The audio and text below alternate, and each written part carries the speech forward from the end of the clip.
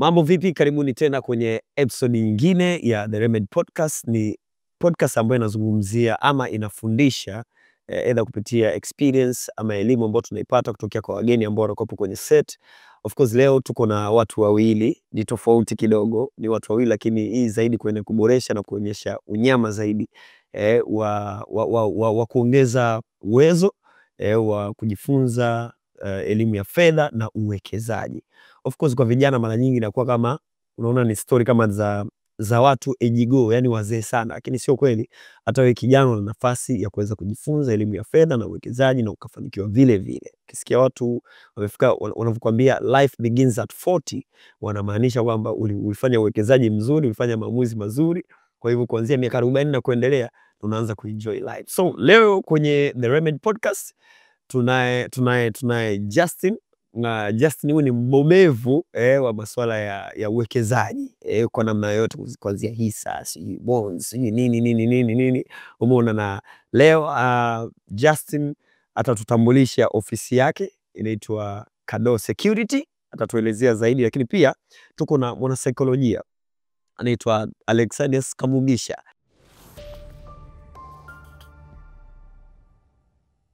Jamani, karibuni sana. Asante sana. Tuanze na Kamugisha, Mr. Kamugisha. Juzi kati kuna incident ilitokea kwenye soko la hisa la Dar es Salaam DSE. Wanunuzi wa hisa wali experience, nadhani itakuwa ni kitu cha kwanza just Not really. Sio kitu cha kwanza, isha kutokea, lakini at least kwa wawekezaji wapya wengi nadhani itakuwa ni ndo mara yao ya kwanza. Watu walinunua hisa za benki ya CRDB, ilikuwa kwa price fulani favorable kwao, baadaye ikashoot ikaenda juu sana, baadaye ikadrop. Pale kwenye kudrop ndo tukaanza kusikia nilio tofauti. Umeona, kuna watu wasema bwana tumepigwa na nini, kwa sababu naamini pia wengi ni wawekezaji wapya na vitu kama hivi. Sasa kwenye upande wa saikolojia, naomba tusaidie, mtu anapopoteza pesa ni nini huwa kina run kwenye kinachotokea kwenye. Asante sana. Kwenye hali ya kupoteza kuna vitu vingi ambavyo huwa vinatokea, nikimaanisha mchakato wa kihisia kukabiliana na hali ya kupoteza, lakini zaidi na inatazamwa na kwenye maeneo mawili. Kuna kupoteza katika hatua ya kwanza. Hatua ya kwanza kupoteza, hata ukiangusha buku hapo lazima itakuuma, regardless ni sehemu ndogo kiasi gani katika kipato chako. Kwa hiyo katika hatua ya kwanza, yoyote yule anayepoteza kihisia anakuwa kwenye mafadhaiko na maumivu fulani ya kihisia.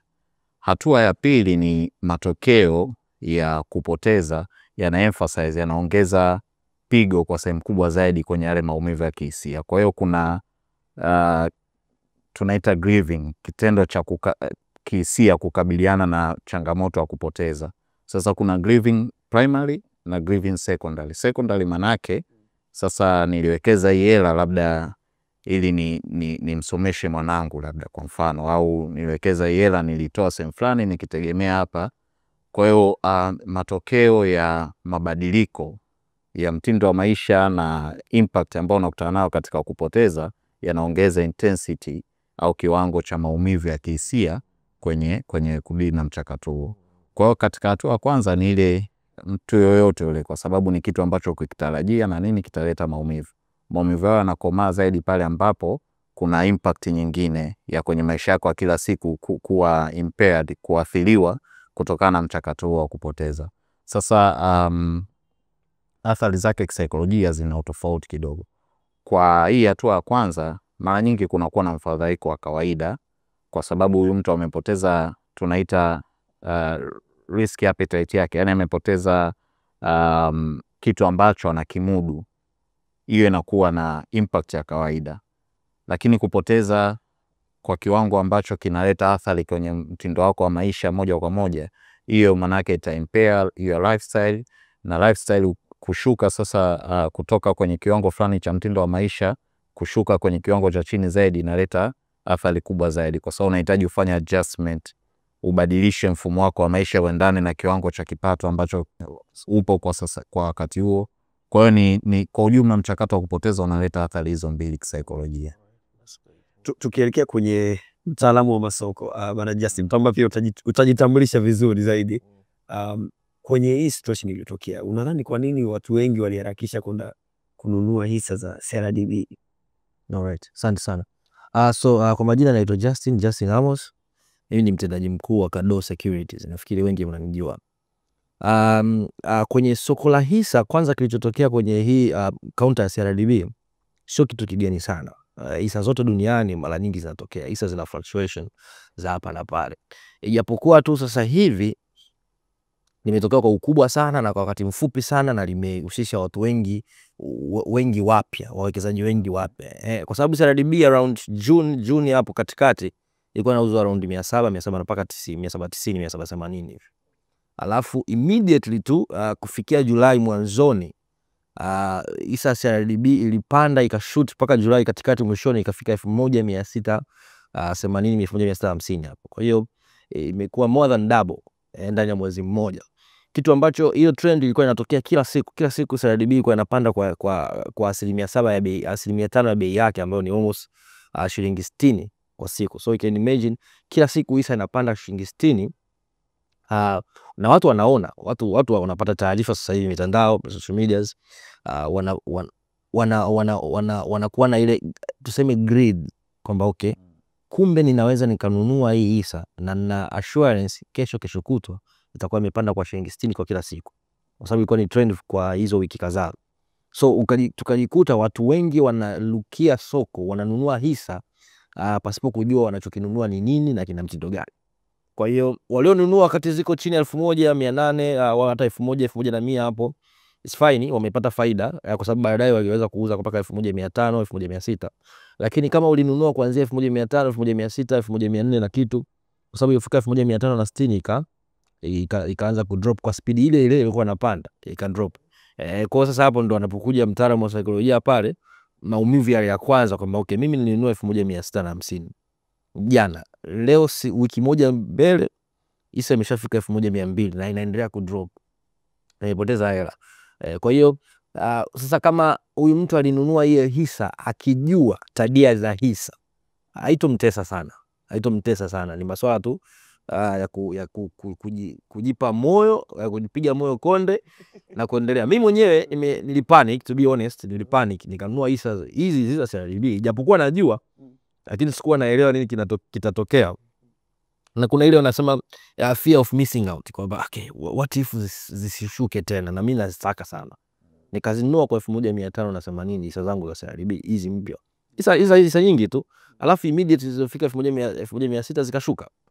Zimeshuka, leo inaniuma, lakini kwa sababu tu mimi na mpango wa kuwekeza muda mrefu, basi najipa moyo konde, najua ipo siku, sijui lini, ipo siku zitarudi kwenye zaidi ya 1600 na kimsingi nitapata faida. Kwa hiyo kwa yule ambaye amepoteza, kwa yule ambaye hajaingia, unawaambiaje? Ni watu wawili tofauti hapo. Okay. So kwanza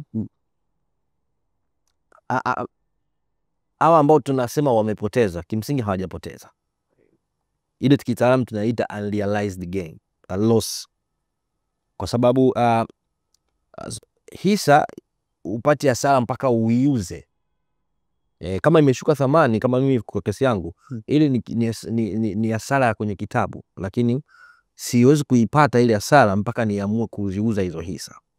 Kwa sababu usipoziuza ukazi hold, amani itapanda tena, inaweza ikadabo. Na mfano mzuri tukifanya wa CRDB kaunta hii, CRDB mara ya kwanza aliuza share zake sokoni mwaka 2009 kama sijakosea. Na bei yake ya kwanza ilikuwa ni 150 kwa hisa moja. Leo hii tunaongelea 1150 1160. Lakini hapa katikati vitu havikuenda tu vinapanda smoothly. Yaani sasa CRDB before 2019 isa kufika mpaka shilingi 430. Lakini 2019 isa ikashuka mpaka kufikia shilingi 90 kwa hisa moja. Sasa kama kuna mtu alinunua 430, alafu 2017 18, alafu ikashuka mpaka shilingi 90 kwa hisa moja na akapanic akauza, maana yake ndo kimsingi alipata hasara. Lakini kama alipiga moyo konde kama ninavyofanya mimi sasa hivi, leo hii tunaongelea 1160, sio? Kwa hiyo hisa unashauriwa ukae nayo kwa muda mrefu. Uwekezaji wa kwenye hisa ukitaka upate faida haswa unatakiwa ukae kwenye soko uzishikilie hizo hisa kwa muda mrefu na usiwe na tamaa ama usiwe na hisia za kununua na kuuza.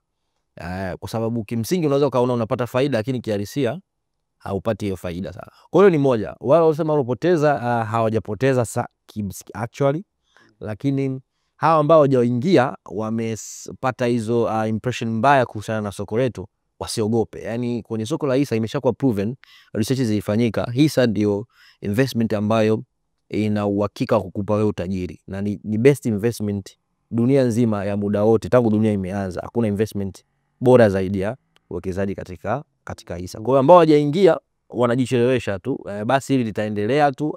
Niwahakikishie CRDB bei itapanda. Sijui lini lakini itapanda, itakuwa zaidi ya 1600 na kwa mtu alionunua 1500 1600 atapata tu faida. Kabla ya Mr. Kamugisha kutupa ushauri kwa wale ambao wameshaathirika, wameshapatwa na hiyo hali, namna gani ya kuweza kujinasua, nitaomba Justin utusaidie kidogo kwa mtazamaji wetu mpya ambaye ndo amesikia issue za hisa. Kwa in a nutshell tu muelezee hisa ni nini na ana uwezo wa kununua vipi hisa.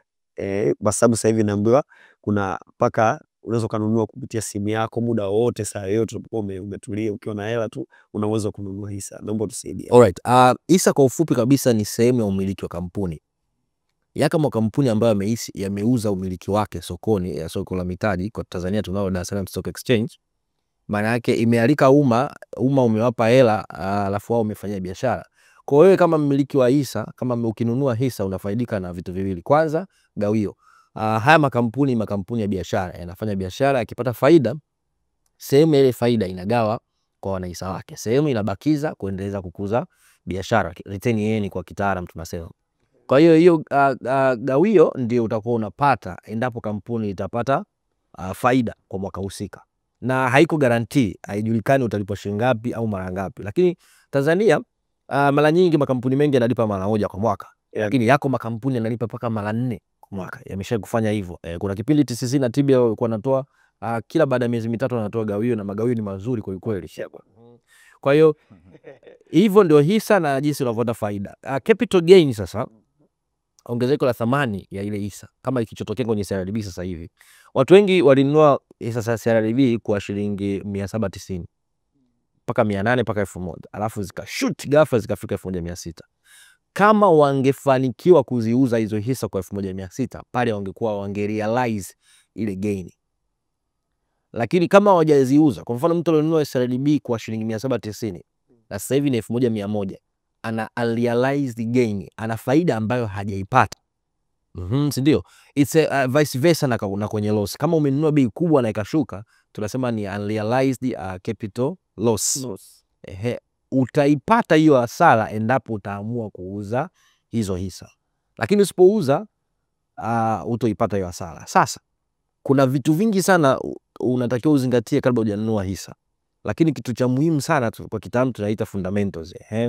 Sina hakika sana na jina lake hilo kwa Kiswahili fundamentals ni nini, lakini kwa ufupi tu ni unaangalia utendaji wa hiyo kampuni. Vitabu vyake vikoje? Ni kampuni inatengeneza faida? Kama inatengeneza faida basi let's assure you angalau kila mwaka utapata gawio, yani dividends. Kwa kama ni hivyo, wewe huna haja ya kuiuza hiyo kampuni. Hata kama sasa hivi kimsingi bei yake imeshuka. Sio busara sana kuiuza kwa sababu mwisho wa siku utapata gawio. Lakini ikitokea sasa ndo utaiuza ndo utapata loss. Hivi recently kuna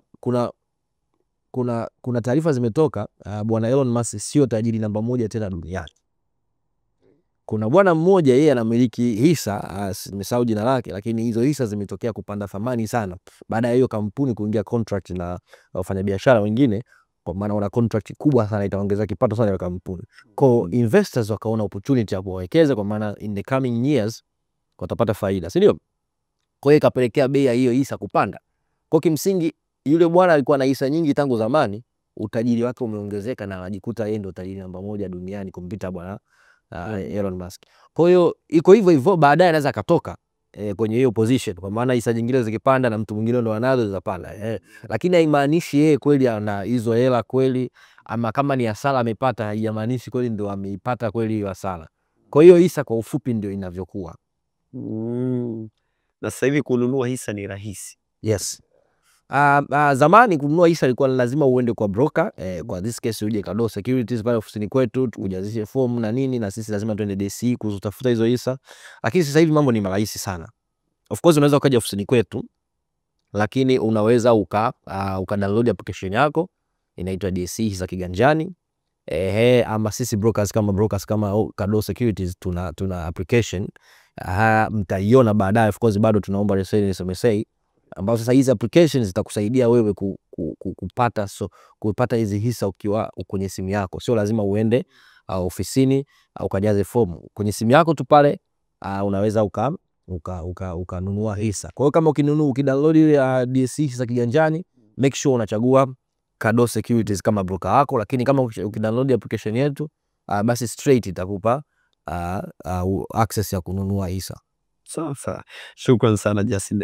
Umetuelezea vizuri sana. Nadhani tukirejea kwa Mr. Kamugisha atatusaidia kwa wale waliopata maumivu tayari. Kwa sababu unajua maumivu, mimi ninavyojua, mwenzio aking'atwa na nyoka bana mimi sipiti njia, kwa sababu wote tunaingia uoga. So ni wafanyenye kuweza kuovercome hiyo hali baada ya kuona hisa zimedrop, kwa labda ndo kapoteza sana. Lakini tulipata maelekezo mazuri kutoka kwa Justin kwamba haimaanishi kwamba ndo umepoteza. Umeona? Unaweza kutuambiaje ili kuweza kuheal, na kwa yule ambaye ameona mwenzie kama amegongwa na nyoka anaona nisipite nje, awe na confidence, kuondoa hiyo hofu. Mara nyingi tiba ya maumivu ya namna hiyo inayosababishwa na hofu, huwa tiba ya msingi ni taarifa. Kuwa na taarifa sahihi kwanza, kwa sababu unapokuwa na hofu manake unakuwa uncertain, hujui nini kitatokea, na ndo nature ya soko kama tulivyoelezwa. Na hata hizi kuongezeka au kushuka kwa mtaji uliowekeza ni kitu ambacho kitaleta impact ya moja kwa moja kama utaamua kuuza zile hisa, sio kwamba ni hela ambayo imepotea mfukoni mwako. Kwa hiyo taarifa hiyo moja kwa moja inatengeneza uwezekano wa kuona kwamba sometime to come ile capital yangu itarudi kwenye pale nilikowekeza, ama pengine itakuwa zaidi. Kwa hiyo taarifa ambazo ni sahihi ni muhimu kuwa nazo. Kwa ni vizuri kujua unahitaji ujuzi gani au skills gani kabla wa kuwekeza.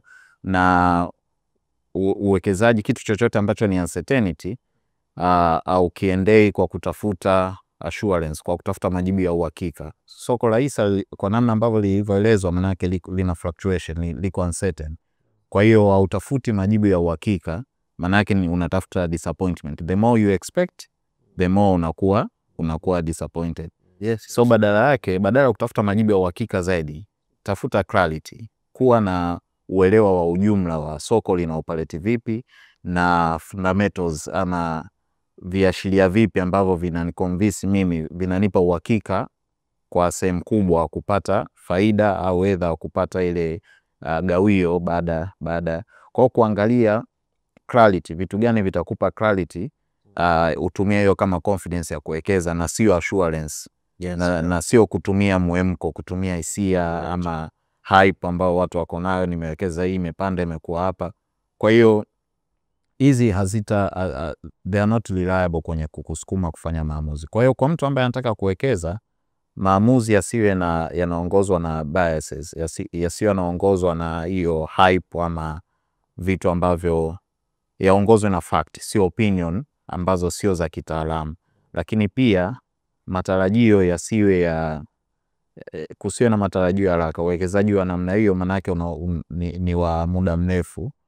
Kwa hiyo na kama ni uwekezaji wa muda mrefu, isiwe hela ambayo unaitegemea kwamba unawekeza kupata hela ya kuendesha maisha yako ya kila siku na vitu kama hivyo. Kwa hiyo itakupunguzia chances za kuwa disappointed. Kwa kufanya hivyo maana yake utakuwa on the safe side, kutopata msongo kwa kiwango kikubwa, kwa sababu umeingia kwenye riski ambayo unaweza ukaibeba. Kuumia kunatokana na kubeba riski ambayo huwezi ukaiafford. Kwa pale ambapo inapotea maana yake umepoteza sio tu ile pesa, lakini nguvu ulizotumia kuipata ile pesa na zenyewe unaona zimepotea na vitu kama hivyo. Kwa hiyo ni vizuri kuangalia factors hizo ili uwekeze katika ununue risk ambayo unaweza ukai afford. Nashukuru Kamugisha, na nitaomba nirudishe hili swali kwa Justin. Justin amesema, na nimesikia umehitaja fundamentals kidogo. Mimi mtu wa kawaida, mambo ya fundamental najulia wapi? Nikishaweka bando kwenye simu yangu nimeona mshikaji wangu kapost kwamba wiki hii bado unapokea dividend kwenye kampuni nilowekeza. Mama mimi kama ndo nabaki nawe naingia nachukua zangu mzigo kwenye kikoba naweka, au nachukua mkopo sehemu na nini na mimi naenda kununua. Fine, kama unavyosema inabidi uanalyze risk na nini, lakini sio wote tuko hivyo. Mimi na washikaji zangu ukimwambia oya twende tukalime vitunguu, oya wapi shilingi ngapi, oya anaweka mzigo. Lakini tofauti na kuna wengine ukishamwambia twende tukifanya kitu fulani ataanza kuanalyze risk. Unajua kwa tukilima vitunguu inachukua muda gani, kuna nini. Kwa hii swali kwa Justin, unatusaidiaje kwa sisi ambao haya mambo fundamental kiukweli mimi sijui. Wewe kama Kado Security. Okay, well said. Kwanza before sijaendelea, well said doctor. Fundamentals na hizi nitty-gritty za kwa nini ununue hisa fulani zinakupa confidence ama comfortable, zinakupa comfortability ya kununua hiyo hisa, lakini hazikupi assurance. Yani nikikwambia fundamentals za CRDB ni nzuri, zinaonyesha ni vizuri kununua CRDB, it is not certain kwamba itafanya vizuri, lakini zinakupa confidence ama ile comfortability kwamba okay, kwa haya niliyoyaona hapa huenda zikawa kuna likelihood kubwa sana mambo yakawa mazuri. Sasa kwanza tukisisitiza kwenye hizi uwekezaji, kwanza ni binafsi sana. Yani uwekezaji ambao wewe Kennedy unaweza ni sahihi kwako, unaweza usiwe sahihi kabisa kwangu mimi, kutokana na jinsi mimi nilivyo. Tunasema personal finance is personal. Inatakiwa ikidhi mahitaji yako ya kifedha. Sasa so kila mtu tu hisa inaweza ikawa imemsoti, ila inaweza ikawa soti watu wengi. Na unatakiwa ujue kuna uwekezaji kwenye bondi, nafikiri tushawahi kufanya session ya bondi ni nini, na vitu vyake inakupa ile certainty ya kipato, uhakika wa kipato. Lakini kuna uwekezaji kwenye collective investment schemes, kwenye uwekezaji kwenye hisa, na kwenye hisa hizi hapa kuna makampuni mengi, aina makampuni mengi. Kuna makampuni ambayo at least unapata uhakika, kuna makampuni risk ni kubwa lakini uwezekano wa faida nao ni mkubwa baadaye mambo yako mazuri. Kwa hiyo ni vizuri upate taarifa kutoka kwa broker. Kwa karibu Kado Security, sisi ukija tutakwambia bwana nunua CRDB kwa sababu 1 2 3 4. Lakini kama unataka kuachieve kitu fulani, nunua kampuni fulani. Ama kama wewe unataka kuachieve kitu tofauti ambayo tunaona hisa hazikufai, basi tutakuadvise ununue either bondi ama uwekezaji wa mifuko ya pamoja. Kwa hiyo kila uwekezaji una kazi yake kwenye maisha ya kifedha ya mtu tofauti. Kwa hiyo lazima ujijue wewe kwanza. Ndio kama hapo tutakuja vitu kama risk tolerance level. Kuna mwingine kwa mfano kama mimi siwezi risk tolerance level yangu iko chini sana. Mimi siwezi kubeti. Nakumbuka nisha kubeti hii mara moja. Siwahi kurudia tena. 500 yangu ilipiliwa.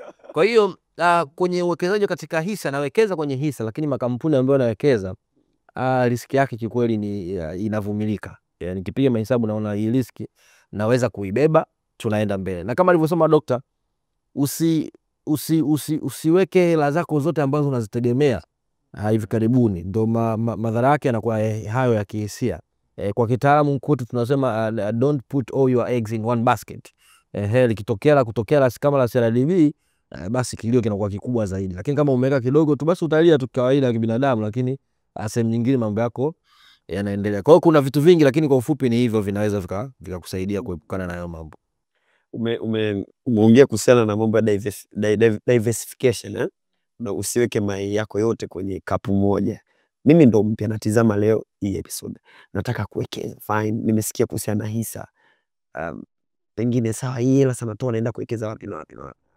Nimekuelewa, asante sana. Hiyo ni topic nyingine kubwa sana kabisa. Lakini kwanza report juzi imetoka, Tanzania tuna CDS around bilioni 1 na kama 60 hivi. Na CDS hizi zinajumlisha vitu vyote, CDS za DSE za hisa, CDS za benki kuu, government bonds, CDS za collective investment schemes. CDS ni Central Depository System, ni namba ya uwekezaji, ni kama account number, lakini inabeba hizi securities, either ISA, bond ama collective investment schemes. Kwa hiyo tuna hizo CDS around milioni 1 na kama 60,000 hivi, kama sijakosea sana. Sasa ambacho najaribu kufikiria, nafikiria tu, sijazisoma zile data vizuri. Hizi milioni 1, kwa mfano kama mimi na CDS zote 3. Na CDS za ama zaidi ya 3. Yani kwenye mifuko ya uwekezaji wa pamoja nimeweka zaidi ya mifuko 3 4. Kwenye hisa ninao nimenunua, kwenye bondi ninao nimenunua. Kwa hiyo unajikuta tuko watu milioni 68, lakini kimsingi waliowekeza trust me 500,000 hatuwezi kufika. Kwa sababu hizo milioni ni CDS. Lakini kwenye watu sasa kama mmoja ana CDS tofauti. Sasa hiyo inatuambia nini? Hiyo inatuambia kwanza, elimu ya uwekezaji Tanzania bado ni ndogo sana.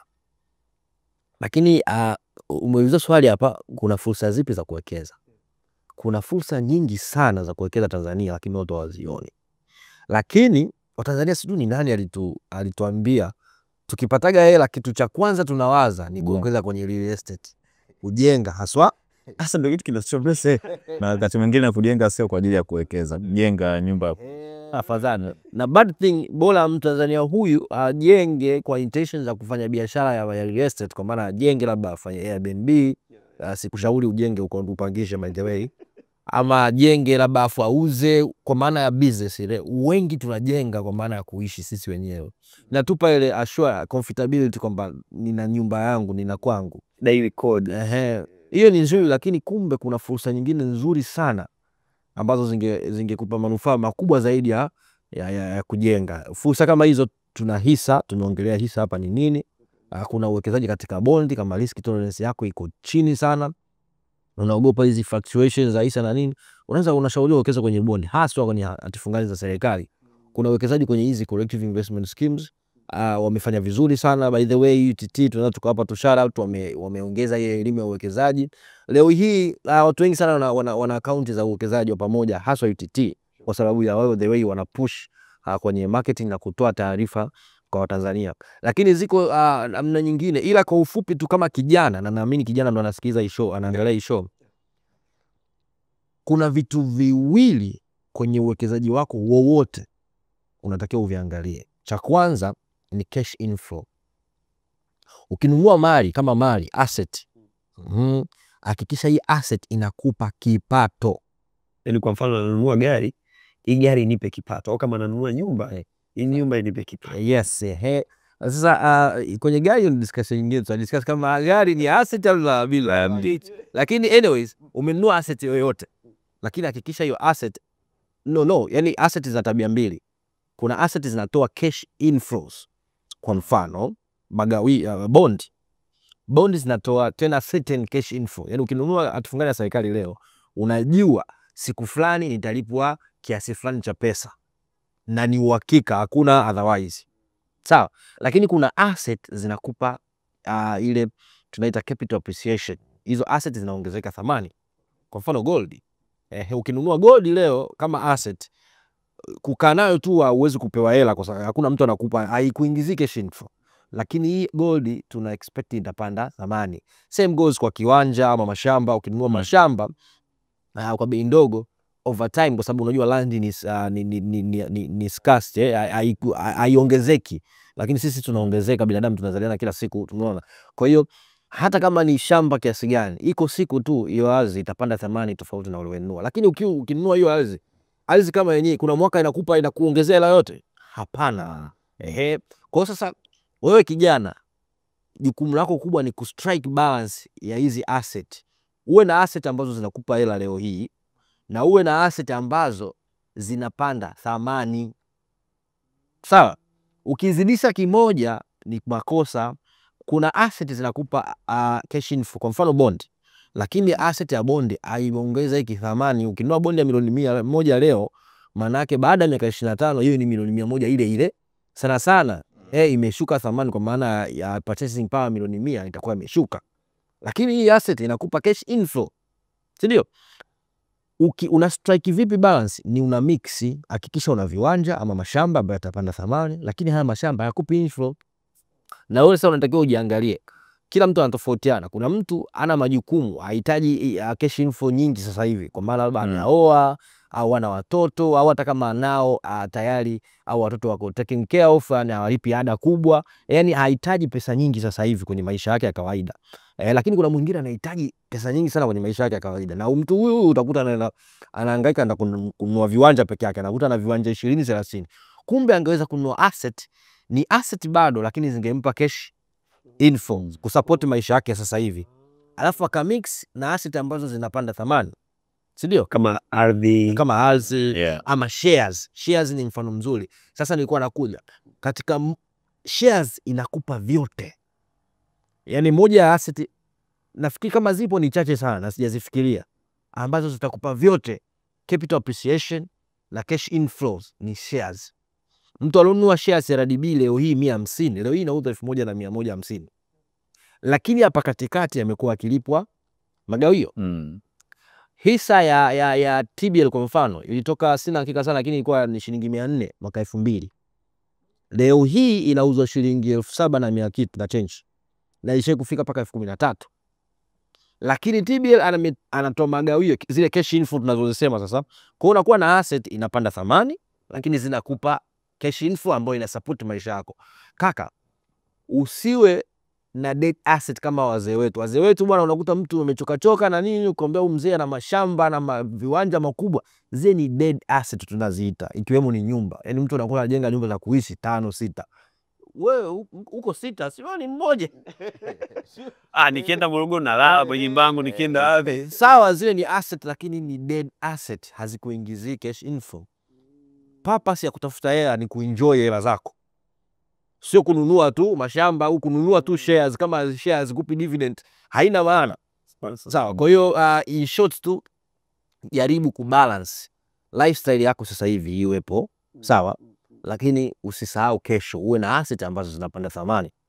Kesho kutwa ukishazeeka, ukichoka kutafuta hela, basi una asset, unaweza ukazi liquidate polepole na kuishi maisha yako, au hizo asset sasa zinakupa cash inflow. Kwa hiyo shares, it is the best asset ambayo zinakupa vyote, cash inflows na inakupa capital appreciation. Mr. Kamugisha, hii imetokea hapa. Tukizungumza na washikaji kuhusiana na masuala ya uwekezaji, Justin amezungumzia vizuri kwamba ifike sehemu unaweka, yani uwekezaji ni kwa ajili ya muda mrefu. Hauweki kwa ajili ya kupata hela ya kununua voucher kesho au kwenda kubadilisha jeans na vitu kama hivyo. Kuna wale nikifa je, psychologically tunasaidianaje hapa? Kwa sababu unajua sio kila mtu ana uwezo wa kuingia kuwekeza kama hivyo. Na sio tu kwenye hisa, hata sehemu yoyote. Mtu akisema nikifa kesho, hiyo tufanyaje psychologically tuondokane? Sababu za kuwekeza mara nyingi zinaambatana na kuwa na hofu ya au kuwa concerned, kuwa na kujali juu ya kesho yako itakuwaje.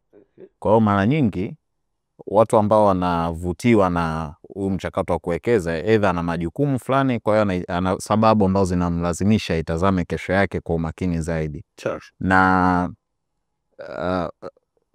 nadharia yangu ya kuielewa pesa, kipato, pesa nikimaanisha kipato, either mshahara ama unapata biashara fulani.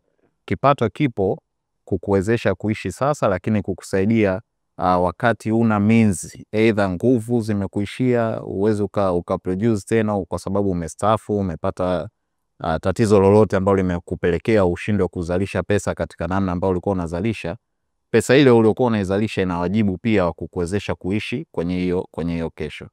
Sasa kufikiria kwa namna hiyo, hizo ni kwamba nikifa itakuwaje, hizo ni shortcut za kutufanya tushindwe kujali maisha yetu au kufanya maamuzi ya muhimu zaidi. Na uwekezaji mara nyingi ni delayed gratification, yani unachelewesha ile hali ya kujisikia vizuri. Sasa binadamu primary tunatakaga kujisikia vizuri. Kuchelewesha hiyo hali kunaambatana na sababu za ziada ambazo zitakufanya ujinyime sasa hivi kwa ajili ya kesho.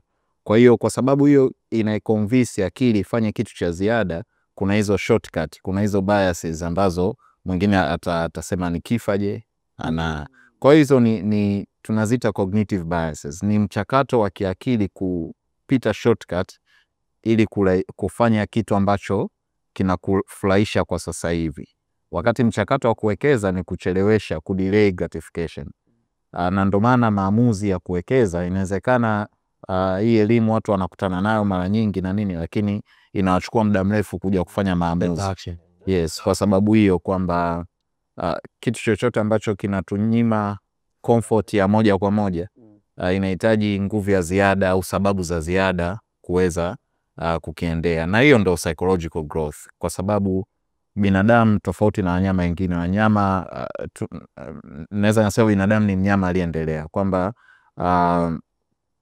tuna hizi primary instinct kama wanyama wengine, instinct za kuridhisha mahitaji ya kibiolojia au mahitaji ya kufurahisha nafsi ya kila siku, lakini pia tuna wiwa kuangalia vitu kama kesho itakuweje, ama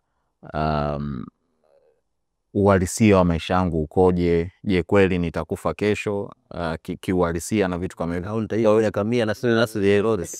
Kwa hiyo kuna reality fulani tunapaswa kuiangalia na sio tu kulilai kwenye kujiridhisha kwa sasa hivi.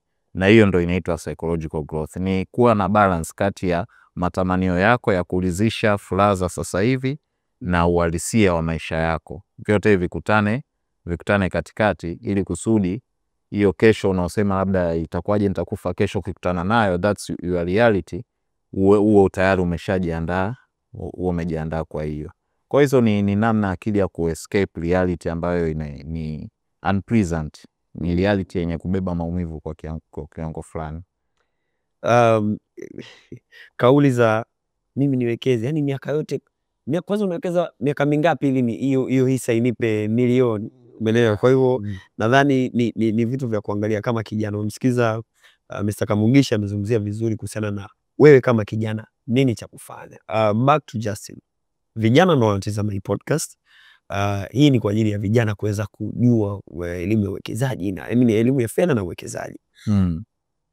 Kijana awekeze kwenye bond ama awekeze kwenye hisa ama awekeze kwenye mifuko ya uwekezaji wa pamoja, afanye nini? Kwa sababu unajua tukizungumzia kijana, finance kama sio mtu wa kupata kipato kikubwa sana, hicho kipato amlipe mwenye nyumba, ale aende batani weekend bana, kuna ka crown fund kameingia sasa hivi na mimi naye akipata afu akipimpi hicho game, hela hiyo moja pia jamani, tatoa na roho hiyo nikawekeze. Kutokea kwa upande wako na ubobevu wako kwa vijana unatusaidiaje? Tuanzie wapi? Au sema kwa sababu nyinyi ni kijana, wewe nunua tu hisa moja afu tulia. Okay. Kikubwa ni taarifa. Ambacho mimi nachoamini kwenye masuala ya uwekezaji sio hata pesa. Okay. Ni taarifa. Lakini ukishapata taarifa sasa ndio zitakusaidia wewe kufanya maamuzi kwenye uwekeze wapi na kwa nini. Uzuri sasa hivi kama nilivyosema tumerahisishiwa. Unaweza kununua hisa hata kwenye simu. Na gharama yake ni ndogo sana. Yaani gharama ya kununua hisa za CRDB kwa mfano unaweza kuanza kununua hisa 10. Hisa 10 za CRDB tunavyoongelea ni shilingi 11,000. Na hiyo ni CRDB. Kuna kampuni nyingine hisa zake ni shilingi 200. Kwa hiyo hisa 10 ni 2,000. Tunaelewa? Kwa hiyo kijana kama kijana awekeze kwenye kupata taarifa kwanza, alafu pili uthubutu. Sasa uthubutu ili ni tatizo letu kama taifa. Hii nafikiri tatizo kubwa hata kuliko taarifa. Yaani kama sawa taarifa haziko vile, lakini wachache wenye taarifa sio watekelezaji. Umeona? Na ndio maana kwa mfano hii CRDB ilitokea, kuna mtu I'm pretty sure alijua kuhusiana na hisa CRDB na aliambiwa kwamba CRDB ni nzuri, lakini hakuwahi kununua wakati iko 600, wakati iko 700, anakuja kununua wakati iko 1500, ni kwa sababu amepanic. Kwa maamuzi uko na yani uthubutu wa kufanya. Ukipata taarifa mwana kampuni fulani ni nzuri, ama kuna uwekezaji kwenye hisa, ama kuna uwekezaji kwenye bondi, basi fanya maamuzi. Kwa kama kijana sasa uwekeze wapi? Kwenye hisa ni pazuri kwa sababu inakupa flexibility, unaweza kuwekeza kidogo kidogo, lakini kuwa makini ujue ni kampuni gani unanunua na kampuni gani ununui na kwa nini. Kwenye bond kuna limitation kidogo. Bond ni lazima uanze milioni 1 na kwenda mbele. Na kuna mimi sioni limitation, lakini najua watu wengi wanasema limitation. Bondi nyingi zinakaa muda mrefu. Bondi nyingi nzuri zinaanzia miaka 25, miaka 20. Kwa kama una milioni moja yako uitupe kule kwa miaka 25. Lakini uzuri unapata hizi tunaita coupon, hizi interest riba kila baada ya kipindi na ni uhakika. Lakini collective investment schemes ni sehemu nyingine nzuri sana za kuwekeza. Tunasema ku accumulate pesa yako. Yani kwa sababu kule unaweka kidogo kidogo. Kidogo kidogo na hela yako kila siku inazaa. Kwa hiyo hizo sehemu tatu ni sehemu muhimu sana za kuzingatia. Lakini mwisho wa siku kama kijana ni vizuri kuanza kupanga mipango ya kuwa na mali ama asset ambazo zitakupa zile vitu viwili, cash inflow lakini na capital appreciation. Una balance vipi? Hiyo sasa ni personal. Sawa. Wewe mwenyewe ndio utaamua. Na kwenye upande wa uwekezaji ni sawa kufuata peer pressure. Mimi na washikaji labda wananunua hisa. Wanunua hisa bale kila mtu ananunua hisa. Kuna sababu kama mwenyewe mimi ndo nakosea. Kwa hiyo kidogo kitu ukiona marafiki zako wengi wananunua hisa labda wanawekeza maybe kwenye mifuko na vitu kama hivyo. Ni sawa kuwa na influence ambayo inakusukuma kufanya jambo fulani zuri, lakini katika kufanya maamuzi vitu vya kuzingatia ufanye maamuzi gani ni personal kama ilivyozungumzwa hapa. Kwa sababu maamuzi ya uwekezaji kwa mfano, uwezi ukawekeza pesa ambayo ya mahitaji ya kila siku. Kwa hiyo lazima utazame kiwango gani ambacho cha ziada kinaweza kikaingia kwenye uwekezaji ambacho hakita athiri mchakato wako wa maisha ya kila siku. Lakini pia ni vizuri kuwa na kikomo kwamba mimi lifestyle yangu inaishia wapi. Sio kwamba labda nimepata ongezeko la mshahara au nimepata hela fulani ambayo sikuitarajia, nimepiga deal fulani na nini na mimi naongeza lifestyle. Nilikuwa naendesha gari ndogo na upgrade na vitu kama hivyo. Kwa hiyo ni vizuri kuwa na limit ya matumizi, kuwa na benchmark kwamba mimi kiwango changu cha matumizi kwa kipindi hiki kinaishia hapa. Sasa kipindi cha ujana, kwa sababu ndo tuna nguvu, ni wakati wa utafutaji, kwa hiyo tunatengeneza sana, lakini pia ni wakati ambao kuiangalia kesho yetu ina mambo mengi sana hapo katikati. Una muda mwingi, una majukumu mengi na vitu kama hivyo. Kwa hiyo kile unachokipata sasa ni vizuri kukipima kwamba kuna wakati sitapata, kwa hiyo nisiishie tu ku-upgrade lifestyle, ni uweke limitation ya kiwango cha matumizi, alafu niwekeze kwa ajili ya kusecure hiyo kesho yako. Mara nyingi sababu za manunuzi kwa mfano, aina gari ambayo unanunua kwa watu ambao ndo wanaanza maisha, kwa mtu ambaye nimezungumzia mfano kwa aina gari ambayo unanunua au kitu chochote ambacho unanunua, kama ni muhimu kuangalia kina add value gani kwenye maisha yako, na sio kujikuta unaingia kwenye liability ambayo you cannot afford. Unafanyia kazi hizo liability, unataka uishi same fancy, lakini haiadi value yoyote katika maisha yako, zaidi na take pocket out of you. Kumbe ungeweza kuishi sehemu ambayo unaweza uka-afford na ukawekeza kwa ajili ya kesho. Sasa considering maisha ya vipato ni yako uncertain, sio tu kwenye uwekezaji, vipato kwa ujumla. Hata kama mtu ana kazi ambayo ni permanent contract, mabadiliko ya kiuchumi yanatokea, retrenchment zinatokea na vitu kama hivyo. Kwa hiyo maisha utafutaji always yako uncertain. Kwa sababu ya nature hiyo, ni vizuri judgment yetu ya maamuzi ya kifedha iangalie leo na kesho, wakati pesa sina. Kwa hiyo hicho ni kitu cha muhimu zaidi kukizingatia. Hapo ulipozungumzia kwenye aina ya gari na washikaji kuambia mimi nakaa Goba lazima nipate gari fani kubwa kubwa. Haimaanishi kwamba Goba kutokuwa na mashimo miaka yote jamani. Lakini pia kwenye influence ya makundi wanao ana makicks pani minyoka au ana gari pani mpaka unajua hii yaka kagari kangu haka kwanza hata nikipaki kwanza wasinione kwanza ninapopaki, umeelewa? Kwa hiyo I think peer pressure inaweza kutupush kufanya maamuzi hapa. Naomba sasa hujaniuliza na nini, naomba nichangie kidogo. Mimi ukiniuliza is it okay kuwa na kufuata peer pressure ama la, nitakwambia yes na nitakwambia no. Okay. Yes kwa na kwamba hivi kwa mfano kwenye mambo yetu ya uwekezaji, mimi najua watu na nitawasaidia wakija, kuna group yana challenge za kuwekeza hisa milioni, hisa 100,000. Kwa hili inakupa pressure wewe ya kusecure your future. Kwa sababu unaona kuna watu wana challenge, wanapambana na kila siku wanapost akinunua hisa, nimenunua hisa hizo. Kwa hiyo inakupa wewe morali ya it's a good challenge, it's a positive challenge. Hiyo inaenda kwenye nyanja zote za kimaisha. Kama una marafiki ambao wana maendeleo, wananunua mashamba, wanafanya biashara, wanakupush, pia pressure hapo itakusaidia. Kwa hiyo hapo cha msingi kama kijana ni kuchagua watu ambao unajihusisha nao, kwa sababu hao ndio watadetermine wewe unafikiria nini, ndio? Lakini pia pressure ya upande mwingine sasa, kama uliosema sasa, Kennedy bwana, hapa mimi najua wewe una Mercedes Benz, mimi nikuige wewe una Mercedes Benz. Sijajua kwa nini ulinunua Mercedes Benz, kipato chako kilikuwaje, una goals zipi za kifedha, sawa, maybe na hiyo hela naweza nikanunua, lakini not necessarily nikawa na afford Mercedes Benz, kwa maana ya kuiishi, ya maintenance. Kwa hiyo sometimes usipokuwa makini pia pressure zinaweza zikakupeleka kubaya, lakini ni nzuri kama unajiassociate na watu ambao wanakupush kila siku kesho yako iwe nzuri. Yes. Kwa hichi ambacho tumekifanya naona kuna umuhimu wa Kado Security mkawa na mwana saikolojia kwa ajili ya kusaidia kupeleka elimu kwa ya uwekezaji kwa umma. Yes, of course. Ukihudhuria sessions za uwekezaji wa hisa hasa mara ya kwanza, nitakwambia kuna vitu vya kuzingatia wakati wa kununua hisa.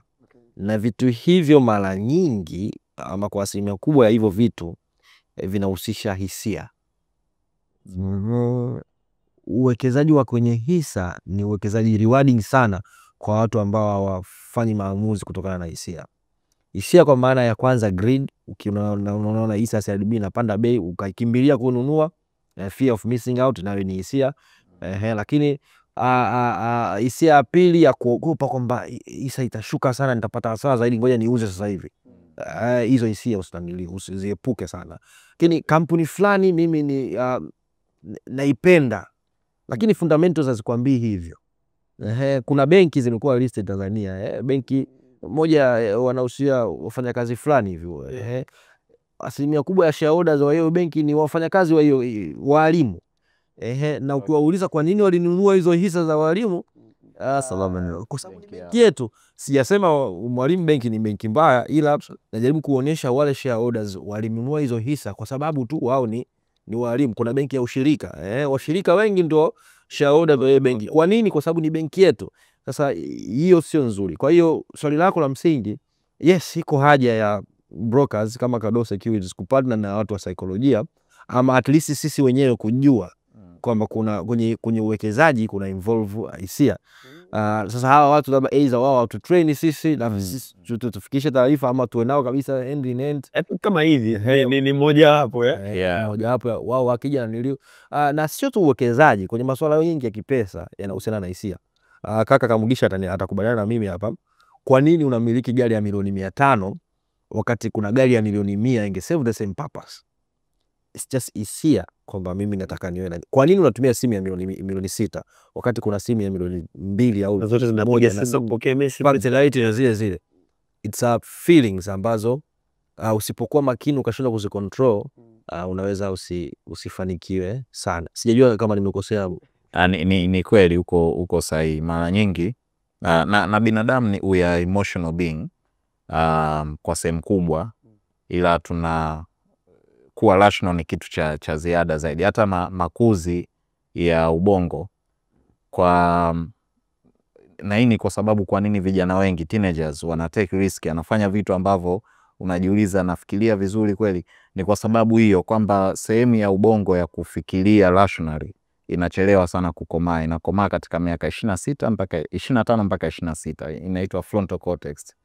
Lakini mkubwa sehemu ya ubongo wa mbele hiyo ndio inachakata, na maana yake kama inakomaa katika umri huo, sehemu ya ubongo inaitwa limbic system inaochakata hisia inakuwa imekomaa zaidi. Na maana yake emotional intelligence kibiolojia ni kutengeneza neural network kati ya sehemu ya ubongo wa mbele ambayo inakomaa kwa kuchelewa kidogo na sehemu ya ubongo wa kati limbic system au inachakata hisia ili kusudi hisia na rationality ziungane, zinatengeneza kitu tunaita wisdom au wise mind.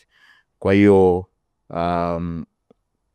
ukomavu wa kihisia unaambatana na kutumia sana vitu vyote viwili. Hisia zisisimame peke yake, ziambatane na rationalization. Ndio maana nilisema unaponunua kitu fulani lazima uangalie kina add value gani. Kwa hiyo una rationalize kwamba hiki kitu kinaongeza thamani ya namna fulani na hivyo naweza kukinunua. Kama nanunua gari nisinunue just for status, lakini status inanilipa nini? Inanipa value kwa kiwango gani?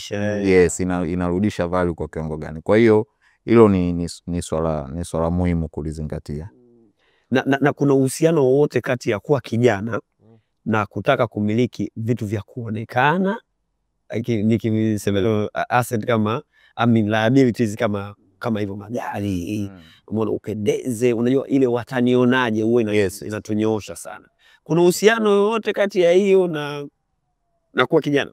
Ni hicho ambacho nimetoka ukizungumzia kwamba limbic system, sehemu ya ubongo ambayo inachakata hisia, inakuwa iko at peak kwa wakati huo. Lakini pia ni sehemu muhimu kwa sababu hisia ndio fuel factor, inatusukuma kwenye kufanya maamuzi. Ili ufanye maamuzi lazima kuwe na msukumo fulani wa kihisia. Kwa hiyo ni kitu muhimu na kimetengenezwa kwa ajili ya mtu kusurvive huo mchakato wa kihisia, either hisia hasi za hofu na chuki, hasira, au hisia kama za furaha, kuwa hyper na vitu kama hivyo. Zote hizi ni kutupa ladha ya maisha kuweza. Sasa katika kipindi cha ujana au kipindi cha adolescent, hiyo sehemu inakuwa imekomaa at the highest level, lakini inahitajika nguvu ya ziada ya kutumia kuunganisha hisia na on agents. Mara nyingi tuna respond kwa hisia. Kwa katika namna yote, hata mtu ambaye yuko rational anakuwa rational kwa sababu ya kuna mchakato fulani wa kihisia ambao ameusuppress, anaamua kuwa rational. Kwa hiyo mara zote hisia ndo zina respond kwa mara ya kwanza. Kwa hiyo mtu yule ambaye ana wisdom ndo unaweza ukakuta ana sababu za kuignore hiyo hisia. Sio kwamba hana hisia, zinakuwepo, lakini ana sababu za ignore huo mchakato wa kihisia kwa sababu anaelewa ni kitu kitapita, tuna vitu kama hivyo. Nashukuru sana Mr. Kamugisha. Time yetu imetutupa mkono, timekeeper anakuwa ananikumbusha mnataka kwenda mpaka kesho. Bana, mazungumzo ya uwekezaji wewe naona gau hayaishi. Lakini Justin, naomba nikupe nafasi ya kuzungumza na kwa maneno matatu tu ya dhahabu wenyewe wanaita na watazamaji wetu kuhusiana na uwekezaji na Cardoso Securities. Alright. Asante sana wa Tanzania. Cardoso Securities ni wakala wa soko la hisa Dar es Salaam Stock Exchange. Ni mpya, of course tunaanza operation mwaka huu, na kuna malengo ya msingi ambayo yalipelekea kuanzishwa kwa wakala huyu Cardoso Securities, ambapo kuna changamoto za kupatikanaji wa service ama huduma hii ya kiuwekezaji Tanzania. Changamoto wa kaza ambazo kimsingi sisi tumeona hiyo ndo entry point yetu. Kwa hiyo tumekuja kusolve changamoto ambazo zilizokuwepo, lakini sisi tunachokifanya ni kile kile tu ambacho brokerage nyingine zimekuwa zikifanya. Sisi ni mawakala wa soko la hisa, kwa tutakusaidia kwanza kwenye advice kama hichi tunachokifanya na kuhusiana na masuala yote ya uwekezaji, wapi uwekeze, wapi usiwekeze na kwa nini. Lakini pili, kukusimamia sasa uwekeze. Sasa ukishafanya maamuzi sasa unawekeza, lazima uwe na broker, na broker wako ni Cardoso Securities. Lakini vile vile sisi ni maagent wa benki kuu, kwa maana tunawasaidia watu kupata government bond ama tufungana za serikali. Kwa hiyo ukitaka government bonds, basi karibu Cardoso Securities, tutakuasisi utapata. Lakini vile vile ukitaka kuiuza, kwa sababu kumbuka unachokinunua unaweza kutamani siku moja kukiuza, government bond vile vile. Na masuala yote ya kwa kitamu tunasema advisory. Kama unataka mtaji katika soko la hisa, karibu sisi tunaweza tukakuassist. Kama ni kampuni au kama ni taasisi tunaweza kukuassist, basi tukakupeleka sokoni na ukachangia mtaji kwenye hiyo kampuni yako kwa namna yote, either public placement ama issues of bonds kama hizo tunazoongelea, vyote tunaweza kusaidia. Kwa ufupi hiyo ndo Cardoso Securities. Sawa. Na Mr. Kamugisha, hapa maneno matatu au ushauri kwa kijana anayetazama sasa hivi, ana kampuni, anataka kuwa mwekezaji, sikia stories za yale mambo unaambiwa kwamba usiweke hisia kwenye fedha, usiweke hisia, wakati kumbe unaambiwa kumbe lazima uwe ubalance vitu. Sasa unaona hisia iondoke tena itakuwaje tena?